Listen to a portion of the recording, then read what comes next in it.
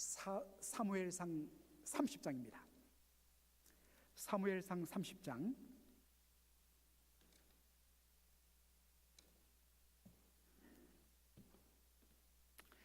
사무엘상 30장 구약성경 459페이지 사무엘상 30장 21절로 25절까지입니다.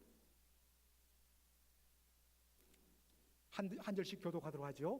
다윗이 이왕에 피곤하여 능히 자기를 따르지 못하므로 도솔 시내에 머물게 한 200인에게 오매 그들이 다윗과 그와 함께한 백성을 영접하러 나온지라.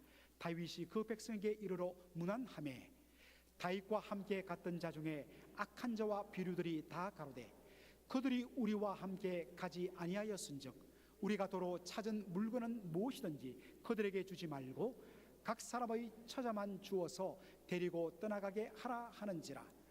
다윗이 가로되 나의 형제들아, 여호와께서 우리를 보호하시고 우리를 치러 온 그 군대를 우리 손에 붙이셨은즉 그가 우리에게 주신 것을 너희가 이같이 못하리라. 이 일에 누가 너희를 듣겠느냐? 전장에 내려갔던 자의 분깃이나 소유물 곁에 머물렀던 자의 분깃이 일반일지니 같이 분배할 것이니라 하고 다같이요. 그날부터 다윗이 이것으로 이스라엘의 율례와 규례를 삼았더니 오늘까지 이러니라. 아멘. 오늘 저는 모두가 함께 승리하는 공동체란 제목으로 말씀을 전하기를 원합니다. 여러분들 그 옛날 한국에서 새빵살이 하던 경험들을 기억하십니까?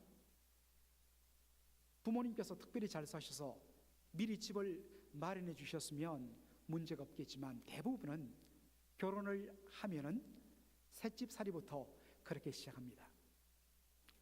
그 당시 새집살이는 주인집 옆에 이 방들이 딸린 그 집을 얻어서 새방살을 냈습니다. 많은 경우에는 화장실도 함께 쓰고 또 그런 어떤 우물도 함께 공유를 했습니다. 그러니까 얼마나 주인의 눈치를 많이 받겠습니까? 자칫 아이들의 큰 울음소리가 나기만 하면 또 주인의 눈초리가 무서워서 안절부절했던 그런 여러분들 서러운 경험들을 떠올리실 것입니다. 그러다가 두 부부가 함께 허리띠를 졸라매고 적금 들고 갯돈 부어서 5년 10년이 지나서 드디어 남들 보기에는 조그만 학구방 같고 정말 작은 평수의 아파트이지만 내 집을 가졌을 때 그날의 그 황홀함, 그날의 그 감격 아마 기억을 하실 것입니다. 다윗이 사울왕의 미움을 받아서 쫓겨나게 되었습니다. 그때로부터 목숨을 건 도망자의 삶이 시작되었습니다. 시간이 지나면서 다윗과 함께하는 무리들이 늘어났습니다. 나중에는 600명이 되었습니다. 그런데 가는 곳마다 바로 고발이 되어서 또 다음 날에는 이곳으로 도망가고 이 굴로 저 산으로 도망가는 도망자의 삶이 10년간 지속되었습니다. 이제 더 이상 피할 곳이 없었습니다. 그래서 마침내 결단한 곳이 블레셋 땅으로 넘어가는 것이었습니다. 갔더니만 그 땅의 왕이 웰컴했습니다. 그리고 시글락성을 주었습니다. 비록 허름한 성이었고 초라한 집들이었지만 드디어 내 집을 가졌다. 그리고 그 좁은 집에서 드디어 가족들과 함께 두 다리 쭉 뻗고 자고 연기 나지만은 불을 피워서 빵을 굽고 반찬 만들어서 행복한 그러한 삶. 야, 이게 몇 년 만이냐? 그런데 그 기쁨도 잠시였습니다. 3일간 다윗과 그의 부하 600명이 출탄 사이에 아말렉 군대가 들이닥쳐서 시글락성을 불태워버리고 그들의 처자와 모든 물건을 약탈해서 가버렸습니다. 3일 후 돌아보니까 새카맣게 불타있고 내 처자식들은 온데간데 없는 것입니다. 600명의 용사들이라고 그랬습니다. 수많은 어려움들을 겪었던 그들, 그러나 정말 그들에게 유일한 행복을 주었던 시글락 성이 불타버리고 집들이 다 불타고 내 처자식들이 다 붙잡혀간 그 현실 앞에 그냥 묻어졌습니다. 울 기력이 없도록 울었다고 했습니다. 살 소망이 사라졌습니다. 그래서 그들을 지금까지 지탱해 줬던 다윗 보기가 싫었습니다. 다윗 죽이고 우리도 죽자 하는 마음으로 600명이 돌을 들어서 다윗을 치려고 했습니다.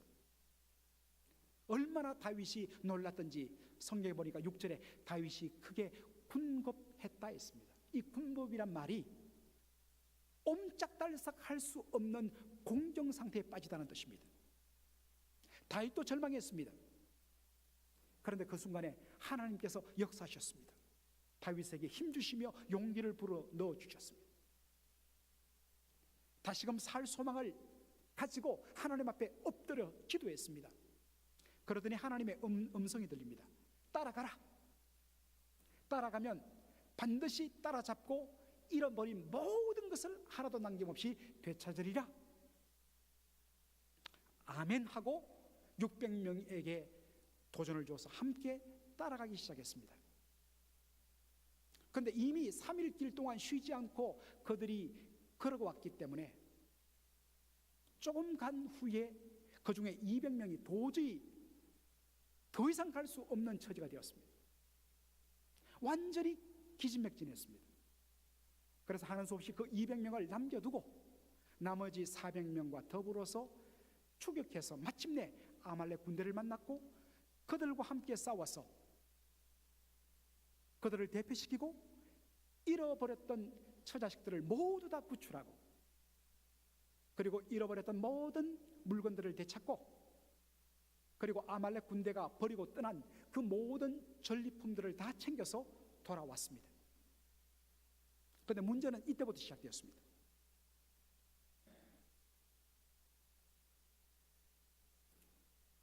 시냇가에 앉아서 쉬고 있는 그들을 본 순간 이 400명의 용사들 중에 일부 사람들, 성경은 그들을 악한 자와 비류들이라고 설명하고 있습니다. 그 사람들이 소리를 칩니다. 저들은 우리와 함께 싸우러 가지 않았으니 우리는 목숨을 걸고 이 일에 싸움을 했는데 저들은 싸우지 않고 피곤한 이유로만으로 시냇가에 앉아서 쉬었으니 우리가 되찾은 이 물건들 저들에게 줄 필요가 없다. 그리고 너희들은 너희 처자식들만 데리고 떠나라. 그렇게 소리를 쳤습니다. 이 이야기를 들은 다윗이 뭐라고 이야기합니까? 23절 한번 보시기 바랍니다. 23절에 다윗이 가로되 나의 형제들아 여호와께서 우리를 보호하시고 우리를 치러 온 그 군대를 우리 손에 붙이셨은즉 그가 우리에게 주신 것을 너희가 이같이 못하리라. 전쟁에 내려갔던 자나 남아서 물건을 지켰던 자나 일반 일진이 같이 분배할지니라 하고 바로 그날로부터 이것을 이스라엘의 하나의 법으로 만들어버렸습니다. 사랑하는 성도 여러분, 여러분들의 생각은 어떻습니까? 다윗의 일부 부하들의 주장이 어떻게 들리십니까? 사실상은 그들의 주장이 옳은 것처럼 들립니다. 죽음을 무릅쓰고 앞에 나가서 싸운 사람과 뒤에 후방에 편안히 남아있는 사람들을 어떻게 똑같이 대우하며 똑같이 분배할 수 있습니까? 여러분들 보통 보면 최전방에 근무하는 그러한 사단장들, 장교들은 비상이 걸리거나 훈련이 한번 떨어지면 한 달씩 가족들을 만나지 못합니다. 제대로 씻지도 못합니다. 늘 야전 생활을 합니다. 그러나 후방을 지키는 그런 부대의 부대장들은 조금 편안합니다. 그럼 여러분 아십니까? 같은 투스타 사단장이라도 전방에 근무하는 투스타들은 그 다음에 진급 케이스입니다. 그런데 보통 후방에 사단에 부임하는 사단장들은 무슨 의미입니까? 1년 후면 전역할 케이스입니다. 소위 떨어지는 별입니다. 그러다 보니까 다들 길을 쓰고 그 어렵고 힘든 전방사단에서 근무하기를 원합니다. 세상의 회사도 마찬가지죠. 옛날에 여기에 이러면 되지 않겠습니다만 그 무역상사, 종합상사, 물산 이런 회사에서 건설회사에서 일하셨던 분들 다들 해외에 나가서 일하는 것이 얼마나 어렵습니까? 그러나 다들 또 길을 쓰고 해외에 나가려고 합니다. 왜냐하면 나가는 사람들이 승진 케이스거든요. 세상에서는 이런 논리가 당연하게 받아집니다. 성자 독식제입니다. 오늘 본문에 보니까 사무엘상 30장 22절에 다윗의 일부 부하들의 논리가 나옵니다. 그들의 주장의 핵심은 무엇입니까? 22절 보니까 우리가 도로 찾은 물건이라고 이야기하고 있습니다. The plunder, 약탈품, 전리품. The plunder we recovered, 우리가 되찾은 물건들이라고 이야기하고 있습니다. 우리가 죽음을 불사고 싸워서 우리가 취했기 때문에 이것은 내가 얻은 것이라고 이야기합니다. 그러니까 이것이 내 것이란 것입니다. 그런데 다윗의 논리는 무엇입니까? 23절에 보니까 다윗은 이렇게 말합니다. 여호와께서 우리를 보호하시고 우리를 치러 온 그 군대를 우리 손에 붙이셨은즉 그가 우리에게 주신 것을, 우리가 가지고 있는 게 뭐냐? What the Lord has given us, 주께서 우리에게 주신 것이란 걸 이야기합니다. 우리의 힘이 아닌 하나님의 은혜로 주어졌기 때문에 이것은 하나님의 선물이란 것입니다. 선물은 나누어야 된다는 것입니다. 여러분, 다윗의 말이 왜 옳으냐? 17절을 보면 알 수 있습니다. 17절 한번 보도록 하겠습니다. 다윗이 새벽부터 이튿날 저물 때까지 그들을 치매 약대 타고 도망한 소년 400명 외에는 피한 사람이 없었더라. 다 죽었다는 것입니다. 이 싸움에 참여한 사람은 다윗과 그의 400명 부하였습니다. 이미 3일 길 혹은 4일 길을 걸어왔기 때문에 지칠 대로 지쳤습니다.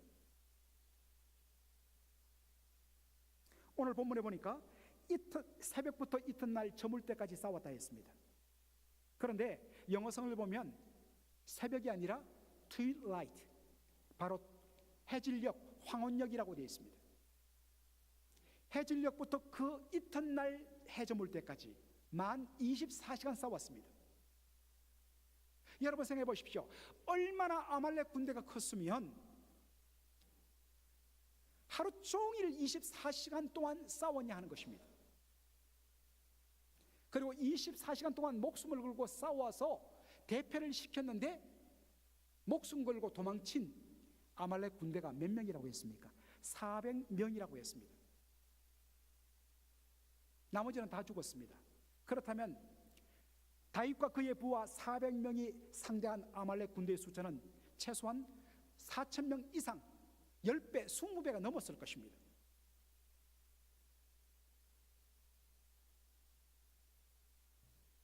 그렇다면 이것이 어떻게 그들이 승리할 수 있었겠느냐? 다윗은 직감했습니다. 하나님께서 우리를 보호해 주지 아니하셨다면, 하나님께서 저 아말렉 군대를 우리 손에 붙여주지 아니하셨다면 우리는 결코 이길 수 없었다. 도무지 말이 안 되는 싸움에서 우리가 승리한 것은 하나님의 전적인 은혜다. 그러므로 이야기합니다. 이 모든 것은 What the Lord has given us, 하나님께서 우리에게 주신 것이다.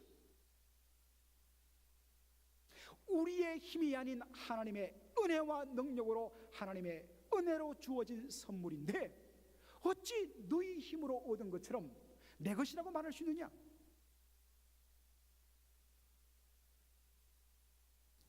왜 하나님께서 우리에게 좀 더 힘을 주셔서 이 싸움을 하겠느냐?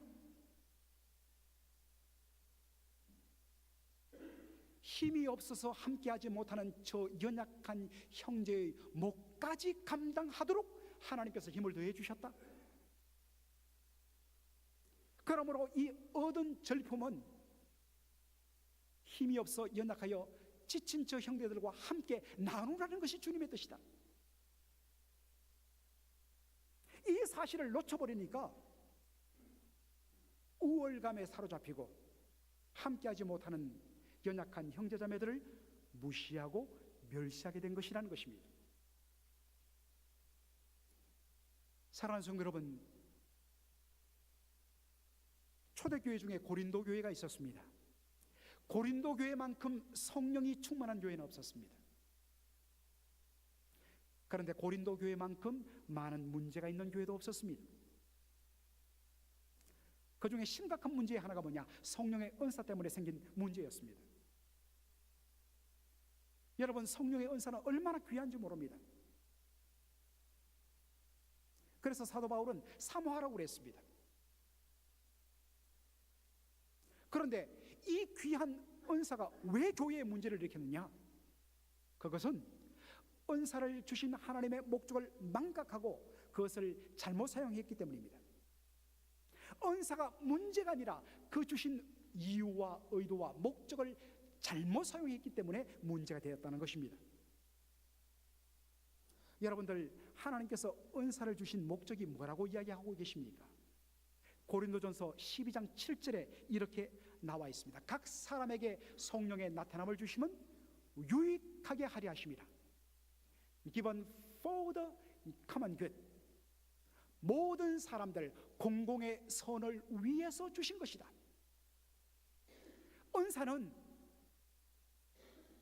은사를 받은 그 사람을 부각시키며 그 사람들이 다른 사람들보다 더 탁월한 영성을 가진 사람이란 것을 드러내도록 하기 위해서 주신 것이 아니라 내가 받은 이 은사를 가지고 연약한 교회의 지체들을 섬기도록, 그래서 교회 전체가 유익을 얻도록 하기 위해서 주신 섬김의 바로 도구가 은사란 것입니다. 그런데 이 사실을 망각해버리니까 그것을 자기 자랑의 수단으로 내가 다른 사람들보다 더 영적으로 우월한 존재라는 자기 자랑의 수단으로 써버리게 되고, 이것을 가지고 내가 종이 되어서 섬겨야 할 연약한 지체들을 오히려 멸시하고 무시하는 그러한 잘못된 것으로 전락시키더라는 것입니다. 여러분, 하나님께서 왜 우리에게 남들이 가지지 않은 그 어떠한 것을 더 주셨을까? 그것이 물질이든지, 그것이 탁월한 기술이든지, 탁월한 지식이든지, 탁월한 음악성이든지, 또 어떤 분들 보면 도저히 그분을 따라갈 수 없는 열심과 헌신이 있습니다. 반드시 그런 분들이 필요해요. 그런데 놓치지 말아야 될 것이 있습니다. 왜 하나님께서 남들에게는 주지 않은 그 무엇을 나에게 플러스 알파로 더해 주셨는가? 로마서 15장 1절로 3절을 우리가 한 목소리로 읽기를 원합니다. 시작.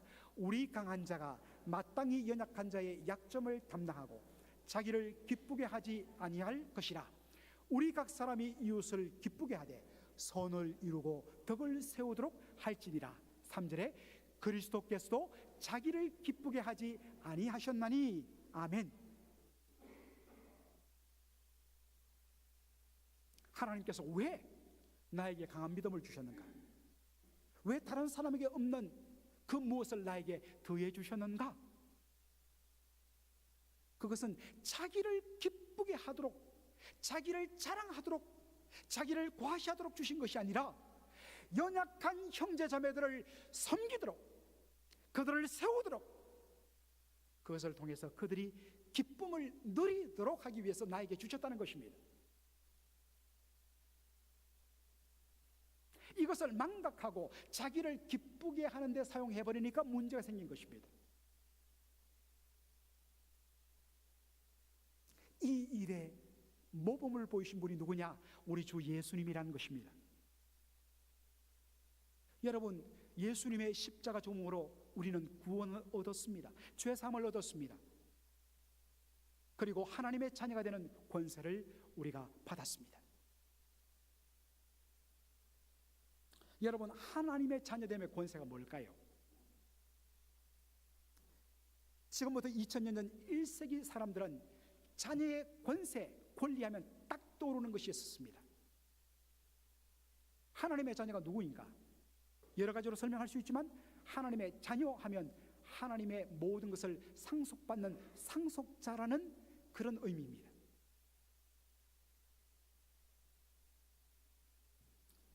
하나님께서 예수의 십자가 피를 통해서 우리의 죄를 사하여 주실 뿐만 아니라 우리를 하나님의 자녀로 삼으셨을 때 하나님의 마음속의 뜻은 무엇이었습니까?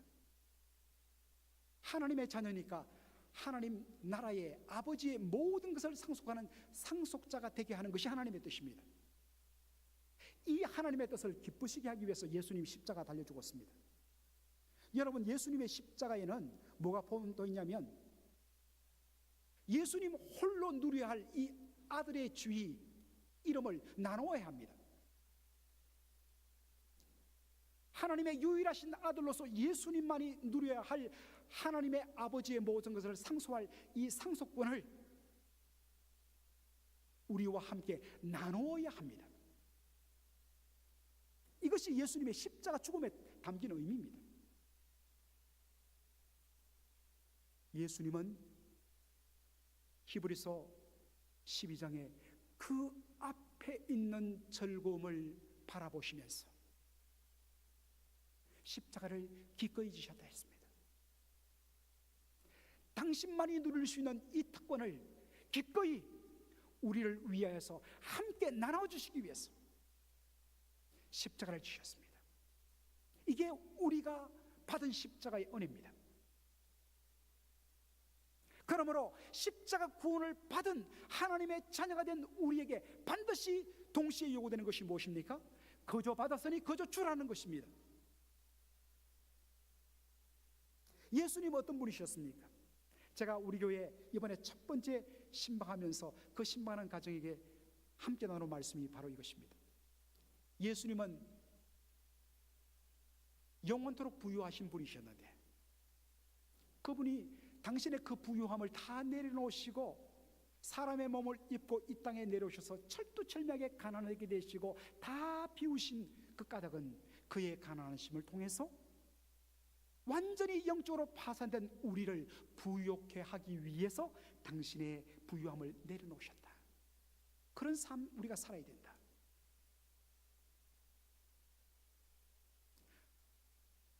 영원히 멸망당할 수밖에 없는 죄인 중에 괴수인 우리들을 그 아들의 십자가 보혈을 통해서 죄사함 받을 뿐만 아니라 하나님의 자녀가 되는 놀라운 권세를 받은 우리들. 그렇다면 이제 우리가 가진 그 어떤 것으로 남들보다 좀 더 가진 그것으로 약하고 부족한 다른 사람들을 부욕해 해주는 나누는 그 은혜의 거룩함에 여러분 자신이 가진 것을 동참시키고 헌신해야 한다는 것입니다. 이것이 그리스도를 따르는 것이란 것입니다. 이것이 은혜 받았다는 고백의 실천인 것입니다. 그런 의미에서 참 제가 여러분께 혹여 신뢰가 되지 않을까 싶습니다만 말씀을 드립니다. 제가 캘리포니아에서 오랫동안 사역을 하고 우리 교회에 와서 보니까 참 우리 교회 어르신들 역시 이 캐피털 시티에서 사시는 분들답게 확실히 젠틀해요. 확실히 신사적이에요. 그리고 제가 섬겼던 성도들 대비해서 보니까 참 여유가 있었어요. 얼마나 복입니까? 이민자의 그 눈물겨운 삶을 사시고 말년에 하나님 주신 축복들 누리고 계신 우리 성도를 볼 때마다 참 너무 기뻐요. 그런데 여러분, 하나님께서 노년에 여러분에게 풍성한 것을 주셨다면 여러분 그것을 다음 세대를 위해서 여러분 함께 나누시기 바랍니다. 내년에 우리가 단기 선교 여러 군데를 가려고 지금 준비하고 있는데 이미 일하고 계신 분들은 자비랑으로 가십시오. 그러나 우리 중고등부 또 우리 대학생들 아직도 벌지 않는 학생들이 갈 때 여러분들 그렇게 여러분들이 헌신하셔서 마음껏 현장을 보아라, 도전받아라, 은혜 받아라, 그리고 세상을 그렇게 섬겨라. 하나님께서 나에게 덤으로 주신 이 은혜들을 너희들과 함께 나누기를 원한다. 여러분 좀 그렇게 헌신해 주십시오. 오늘 본문 마지막 마치면서 다윗의 모습을 봅니다. 사무엘상 30장 21절 여러분 한번 보기 원합니다. 21절. 정말 싸우러 가지도 못하고 너무나 부끄럽고 미안한 마음으로 주저앉아 있던 그들이 승리의 소식을 안고 오는 다윗 일행을 맞으면서도 왠지 죄송합니다. 그럴 때 다윗이 어떡합니까? 다윗이 그 백성에게 이르러 문안하매. 여러분 여기 문안하라는 이 말의 원어적인 의미는요, 자식이 그 아버지가 밤새도록 건강하게 잘 주무셨는지를 살피며 여쭙는 겸손하고 바로 따뜻한 사랑의 인사입니다. 미안해하고 불안해하는 그들을 옹호하며 괜찮다 괜찮아, 어디 다친 건 없어, 전쟁에 나갔으라도 오직 뒤에서 넘어져 있고 쓰러져 있는 그들에 대한 마음이 간절했습니다. 그래서 첫인사가 따뜻한 문안 인사였습니다. 동시에 형제들을 향하여서 손가락질하면서 저들에게는 국물도 없다고 그렇게 무리하게 말하는 그들, 성경은 그들을 악한 자요 비류들이라고 이야기하고 있습니다. 영어 성경에 보면 trouble maker, 문제를 일으키는 문제꾼들, 말썽꾼들, 원어적으로 보면 worthless, 무가치한 자들, 쓰레기들,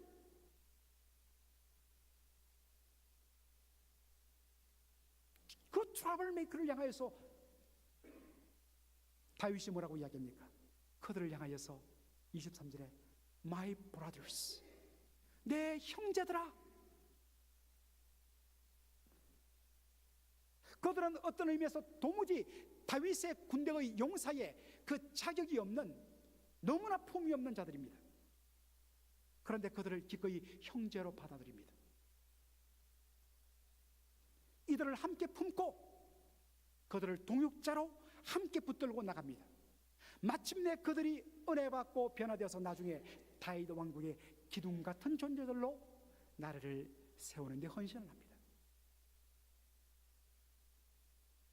여러분, 다윗의 모습이 바로 장차 오실 메시아 예수 그리스도의 그림자의 모습입니다. 그렇다면 그 은혜를 받은 우리가 어떻게 될까? 연약한 자, 연약한 자에 대한 우리의 눈이 열려야 됩니다. 어떻게 하면 내가 가진 것으로 그들을 섬겨 그들을 세울까? 동시에 여전히 교회 안에서 미성숙한 그러한 성도들이 있습니다. 저거 언제 사람들아, 저거 좀 제발 좀 우리 교회 분위기 허터리더니 저거 좀 딴 교회 안 가나? 여러분 그러지 마세요. 지금 제가 얼마나 불안합니까? 성도들 한 분 한 분이 얼마나 소중한데. 아니에요. 다윗처럼, 예수님처럼 그들도 여전히 내 형제예요, 내 자매예요. 아직도 under construction, 공사 중이에요. 주의 은혜 받으면 반드시 바뀔 거룩한 존재들이에요.